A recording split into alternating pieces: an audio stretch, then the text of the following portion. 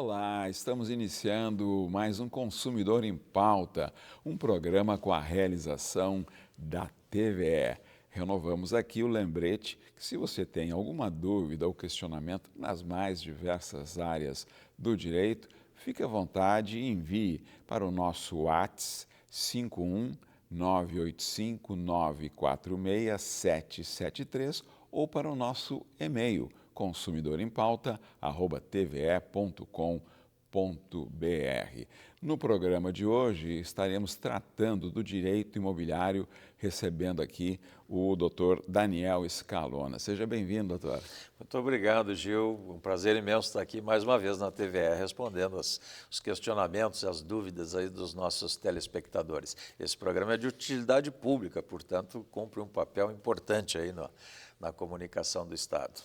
Com certeza. A primeira pergunta, doutor Daniel, é do Paulo Roberto de Canoas. Minha filha tem uma união estável. Meu genro comprou um imóvel parte financiado sem o nome dela no contrato junto ao banco. E o registro de imóveis também não tem os dados dela na matrícula. Como fazer para incluir ela em toda a documentação, já que ele concorda?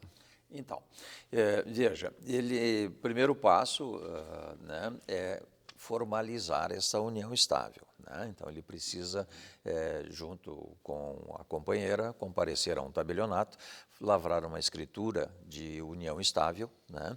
Nessa escritura de união estável, ele pode estabelecer o regime de bens, né? A união estável por si, se não houver estabelecimento, já é a comunhão parcial de bens, né? Por regra legal. Mas ele, então, comparece ao tabelionato, lavra uma escritura de união estável com comunhão parcial de bens, pega esta escritura e averba a margem da matrícula do imóvel. É um procedimento bastante simples.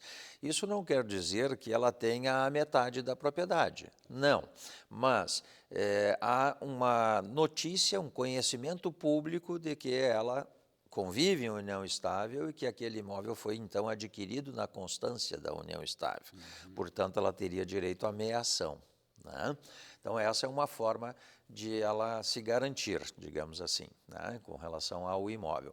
E como o imóvel está financiado, também o ideal é que eles compareçam ao banco, ao agente financeiro, onde foi feito o financiamento, e ela entre como codevedora deste financiamento, né? Aí tem que avaliar o interesse dela nessa situação.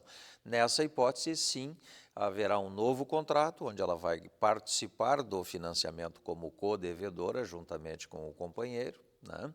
E nessa hipótese, aí sim, a transmissão da propriedade no registro de imóveis. Portanto, lá no registro de imóveis, nessa hipótese, não haverá apenas uma averbação, mas sim um registro da alteração da titularidade daquele imóvel, que passará a ser dele e dela, né? Mas para isso depende da concordância do agente financeiro. Tá certo. A próxima pergunta é do senhor José. Tem um apartamento alugado, taxa administrativa 10%. Além disso, estão cobrando taxa de transferência de depósitos para depositar em minha conta o valor do aluguel. Eles podem fazer isso? Seu José, pode. Veja bem, o que ocorre?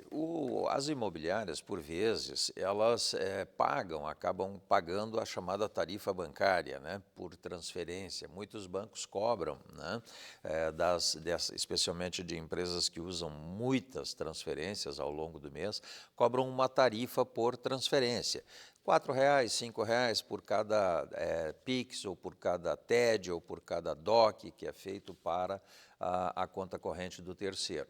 E, naturalmente, a imobiliária ela pode repassar esse custo, mas veja, é importante que isso esteja previsto no contrato de administração. Não havendo a previsão expressa no contrato de administração, vamos dizer que lá no seu contrato, seu José, conste apenas a taxa de administração, não conste esta cobrança. Não havendo essa previsão expressa no contrato, essa cobrança é abusiva, é ilegal, o senhor pode exigir, inclusive, a devolução, se for o caso. E ele deve conversar com a imobiliária ou deve formalizar essa Sim, constatando? formaliza, pode ser uma mensagem de e-mail, WhatsApp mesmo, né? Hoje tem reconhecimento judicial dessas mensagens, não é?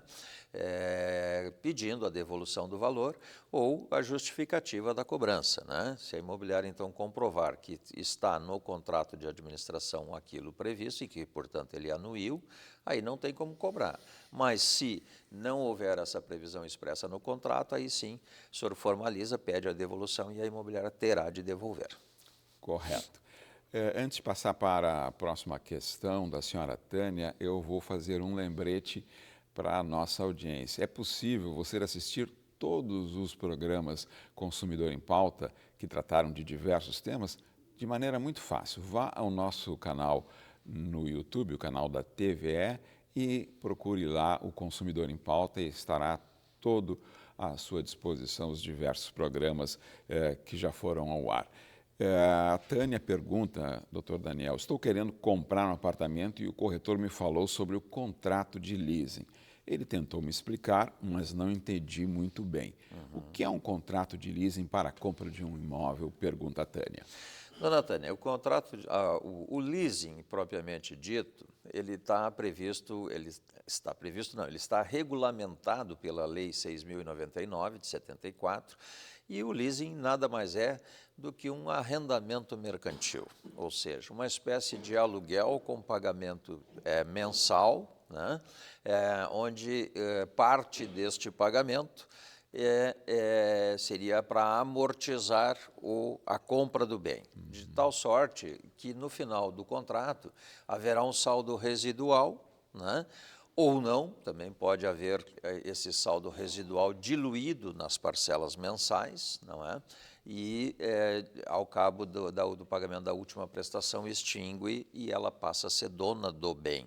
É uma espécie de financiamento moderno que se criou para facilitar, digamos assim, a aquisição do bem, porque em determinados momentos nós temos aí, como agora, recentemente tivemos aí os financiamentos da Caixa Econômica fechados, né? Não havia financiamentos em função da alta taxa dos juros, em função de políticas governamentais, enfim, a Caixa fechou os financiamentos. E aí como é que o mercado fica, né, Gil, nessas situações, nesses períodos, né? Então o leasing ele é uma alternativa nestes momentos, porque tem um outro regramento, né? Portanto, pode ser uma alternativa ao financiamento convencional, né? Mas é importante dizer, o leasing é um arrendamento mercantil, portanto, ela está pagando um aluguel e uma amortização do valor do bem na parcela. Tende a ser mais alto do que um financiamento normal, convencional, né? Então, é importante essa distinção. É uma forma de aquisição onde o imóvel continua sendo do banco até a quitação da última parcela, né? Portanto, não há alienação fiduciária e ele não seria bem uma compra e venda nessa hipótese, né? Seria um leasing com a opção de compra ao final. Tá certo. Essa é a distinção. E essa opção, doutor, do leasing, ela se aplica tanto para imóveis novos e para imóveis usados ou somente para imóveis Depende do agente financeiro. O agente financeiro pode disponibilizar essas linhas de crédito tanto para imóvel usado quanto para imóvel novo. Depende do agente financeiro. Correto. Próxima pergunta da senhora Leila. É possível comprar imóveis de herdeiros que ainda não foram partilhados? Que cuidados devo ter para não sair no prejuízo? Os imóveis, muitas vezes em processo de inventário, né, eles muitas vezes pode até ser uma boa opção de investimento. Por quê, Gil? Porque as pessoas que estão no processo de inventário muitas vezes não têm recursos para conduzir aquele processo de inventário, pagar os impostos, né, as taxas de inventário e o imposto de transmissão, para receber aquele bem em seu próprio nome e depois, então, alienar ele para um terceiro. Então, a compra, neste momento, muitas vezes ela é atraente em função disso. Há uma redução no preço para realizar rapidamente essa transação, né? Mas é preciso tomar alguns cuidados. Por quê? É preciso observar bem a situação do autor da herança, né? Ver se esse autor da herança não tem dívidas, né? Ver se esse autor da herança não deixou testamento, né? Porque, veja, eu posso estar adquirindo do Gil, que é filho único, né?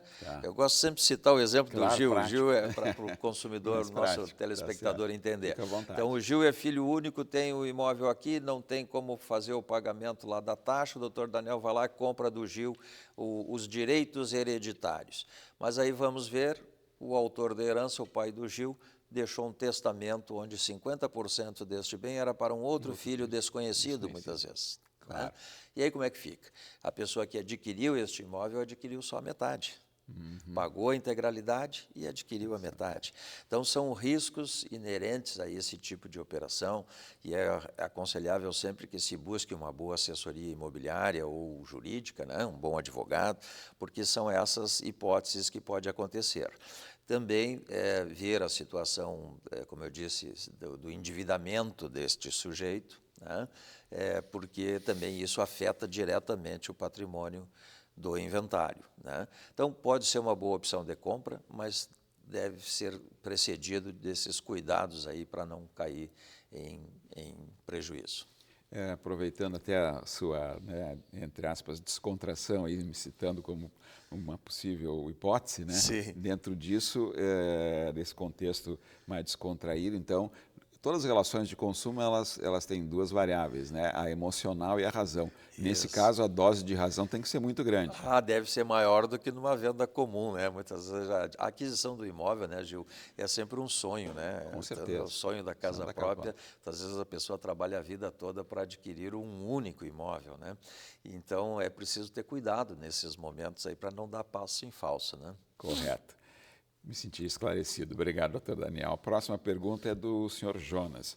O que vem a ser um seguro garantia imobiliário? Então, o seguro garantia imobiliária ele é utilizado em várias situações. Veja, por exemplo, o Jonas quer locar um imóvel, não tem fiador, vale-se então do quê? Do chamado seguro fiança locatícia, onde ele paga um percentual lá do valor da locação para uma companhia seguradora, garantidora daquela locação, e ele fica então com o contrato garantido pelo seguro fiança. Outra hipótese do seguro imobiliário é o seguro de danos físicos ao imóvel, né? Então, o sujeito faz um financiamento, compra um imóvel novo, faz um financiamento, a construtora tem lá a sua responsabilidade legal por um determinado período, mas o financiamento é muito maior, né? O prazo do financiamento é maior do que a responsabilidade da seguradora. Então, vamos lá, no 15º ano o imóvel apresentou umas rachaduras, né, uma infiltração, etc. O seguro de danos físicos ao imóvel existe para isso, para cobrir estas falhas construtivas depois do período de encerramento da responsabilidade da construtora. Então, o seguro imobiliário ele tem várias aplicações, né? Pode ser, por exemplo, para garantir o falecimento do mutuário, né? Caso de morte ou invalidez permanente do mutuário, o seguro vai lá e quita o financiamento. Né? Então, veja que aqui, rapidamente, citei 3 hipóteses de utilização do seguro imobiliário. Né? Consumidor em Pauta vai para um breve intervalo e, na volta, continuaremos aqui respondendo as dúvidas e as questões ligadas ao direito imobiliário com o Dr. Daniel Scalona. Até já.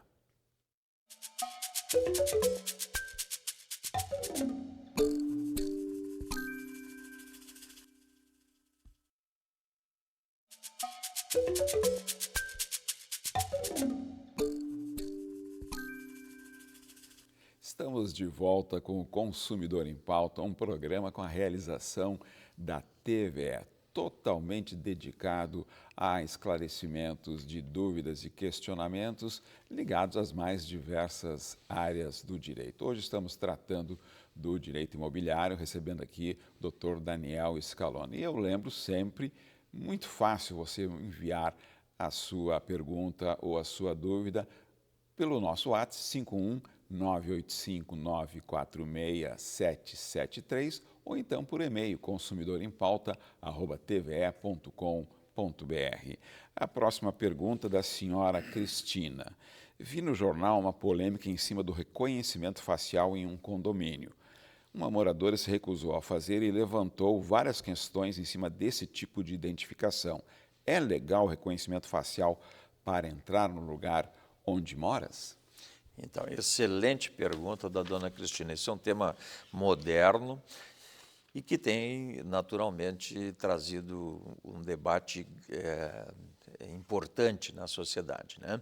Até que ponto essa tecnologia ela garante, evidentemente, a segurança do condomínio, mas até que ponto ela invade a privacidade da pessoa, né?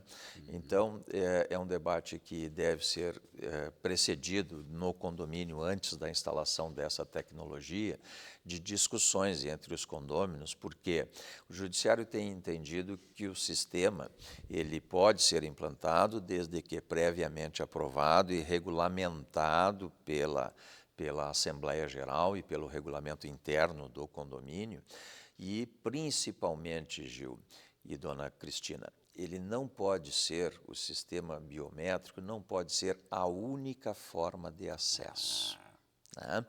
Então, é importantíssimo isso. Morador, eu não quero me submeter à biometria, eu quero continuar adentrando a minha propriedade sem passar por esse sistema, né?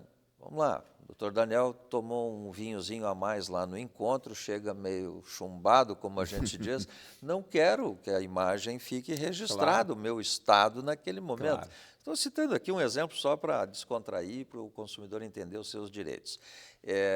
Não quero. Então, eu tenho o direito de entrar pela portaria principal com a minha chave sem passar por aquele sistema, né? Preserva a minha intimidade, a minha privacidade, né? E eu tenho acesso à minha propriedade. Eu não posso ser impedido de acessar a minha propriedade por uso da tecnologia. Então, estabelecer uma política de privacidade, né? Uma política de divulgação, olha, de autorização. O proprietário, então, tem de autorizar o uso dessa tecnologia. Então, o condomínio aprova o sistema em assembleia, obtém a autorização do morador. Aquele morador que não quiser aderir, ele não é obrigado a aderir. Então, eu não vou dar autorização, não quero, né? Também estabelecer de forma clara o que será feito com essas imagens, né? Onde serão armazenadas essas imagens, qual é o tempo que essas imagens ficarão armazenadas nos sistemas de controle do condomínio. Enfim, uma série de detalhes que precisam ser bem regulamentados para que a tecnologia possa ser utilizada. Então, a tecnologia, ela garante a segurança, é importante, a pessoa, mas é para a segurança do condomínio. Tá bem, ok. Só que a segurança do condomínio não pode se sobrepor ao meu direito de uso, de ir e vir, de acessar a minha propriedade.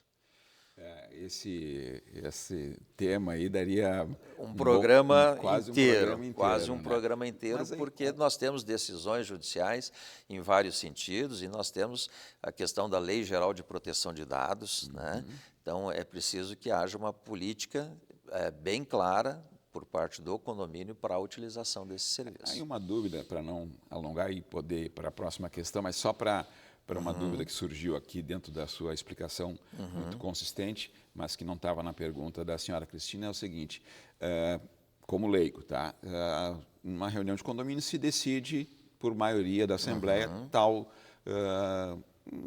rito ou tal contratação e assim por diante. Agora, nesse caso do reconhecimento facial, Gil, a Assembleia lá decidiu, ok, vai ser o proprietário vai ter que ser submeter ao reconhecimento facial individual. Agora, Gil, não quero, eu posso me opor e não respeitar a decisão do... Pode, com certeza. O teu direito de acessar a tua propriedade, o teu imóvel, ele se sobrepõe a essa decisão. Tá? Então, o direito de propriedade é um direito absoluto e o direito à segurança do condomínio não é absoluto. Correto. Seguindo aqui o próximo questionamento do senhor Carlos. No meu condomínio existe a separação de lixo orgânico e seco. Acontece que alguns moradores não separam lixo. Como podemos fazer para que eles adotem essa prática tão importante para o meio ambiente? É verdade, essa é uma questão também polêmica. Muitas vezes o condomínio exige a separação, mas não oferece a infraestrutura necessária para que o morador faça a separação, né? Primeiro, estabelecer regras claras no regimento interno, na convenção do condomínio. Regras claras quanto à separação do lixo. Políticas educacionais no sentido de orientar as pessoas da importância da separação do lixo orgânico do lixo seco, né? É preciso que as pessoas hoje em dia tenham consciência de que inúmeras famílias, milhares de famílias sobrevivem da coleta seletiva, né? E essa separação do lixo, separando o plástico, a latinha, enfim, isso vai lá para a central de resíduos, né? E isso é matéria já regulamentada, existe uma lei que determina isso, né? Que os municípios separem o lixo, né? E essas pessoas, esse lixo separado, então, ele vai para essas usinas de reciclagem e lá centenas de famílias se beneficiam disso. Então, essa conscientização, Gil, é importante que o síndico tenha isso muito claro e estabeleça nas regras de convívio do condomínio essa política de educação da população, né, do seu a sua microcidade, né, ali, políticas de educação, infraestrutura para a separação. Então, não adianta fazer toda a política e só ter duas lixeiras, lixo seco e lixo orgânico. Claro, o lixo seco se subdivide em metal, né, plástico, vidro. Então, por que não ter uma lixeira com cada cor para cada tipo de lixo seco, né? Ou seja, uma coleta seletiva efetiva, prática, de modo que o morador saiba exatamente aonde colocar o lixo, né? Então, não adianta educar, tem que separar porque o município está pedindo, então, ok, beleza, mas só tem duas lixeiras, lixo seco e lixo orgânico. A maioria dos condomínios é só isso que a gente vê. Claro. Né? Então, não há, assim, uma infraestrutura por parte do condomínio. Primeira coisa é isso. Então, criar a infraestrutura. O condomínio deve oferecer essa infraestrutura para que o morador possa fazer a separação. Segundo, uma política de educação, né, de conscientização, de educação do seu condômino. Terceiro, por que não estabelecer lá o morador premiado por melhor separar o lixo, né, com premiações que muitas vezes as próprias empresas, né, as próprias entidades que recolhem o lixo disponibilizam brindes e coisas para conscientizar. Então, políticas desse tipo contribuem para que o morador se conscientize de que tem que, de fato, separar. E, claro, né, não podemos esquecer aqui, o sujeito é indisciplinado, não adianta, ele é mal educado mesmo, por natureza, ele não aprendeu, com tudo isso ele não aprendeu. Aí sim as multas, né? As multas aplicadas no condomínio, primeira multa, um valor de uma cota, segunda, terceira multa, a cota 2 vezes a cota, mas a multa sempre como última alternativa. Primeiro, a conscientização, a educação, criar a infraestrutura necessária para isso e aplicar as multas só em último caso. Correto. Próxima pergunta, o telespectador optou por não se identificar. Ele coloca o seguinte: sou obrigado a contratar o serviço de assessoria técnico-imobiliária? Pergunto porque a construtora do imóvel que estou querendo comprar diz que é obrigatório. Não, não é obrigatório não, isso é a chamada venda casada, né? Muito debatida aqui pelos nossos colegas aí do consumidor, da área do direito do consumo. Isso é venda casada, a ATI, que é a assessoria técnica imobiliária, ela não é obrigatória, então o adquirente ele tem o direito de ele encaminhar o próprio financiamento, ele tem o direito de ele tramitar a papelada perante o registro de imóveis, ele não é obrigado a contratar. E se houve a imposição dessa taxa, né, dessa contratação na promessa de compra e venda, ou seja, só compra se aderir à assistência técnica imobiliária, se houve isso, ele tem o direito à devolução do valor. Correto. Ou redução no preço se estiver embutido no valor do imóvel, importante isso também, né? Vamos lá, a construtora não discrimina o valor da ATI, né? Bota o valor do imóvel e ali já está embutido isso. Ele tem direito a saber qual é o valor dessa cobrança e ter esse valor deduzido do valor do imóvel. Ele não é obrigado a pagar isso. Se já pagou, pode buscar em juízo a devolução, inclusive em dobro.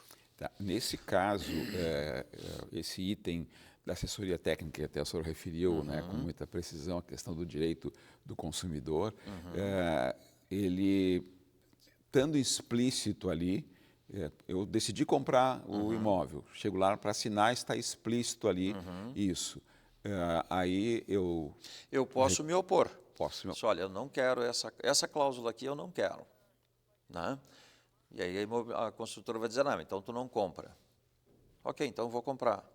Mas depois eu tenho direito a saber qual é o valor e obter isso de volta. Correto. Ele compra, que é o chamado contrato de adesão, né? Ou seja, o sujeito não tem alternativa, né? Eu quero o imóvel, tem essa cláusula no contrato, eu não concordo, mas eles dizem que não retiram a cláusula. Ok, então eu faço a adesão, depois eu busco o meu direito.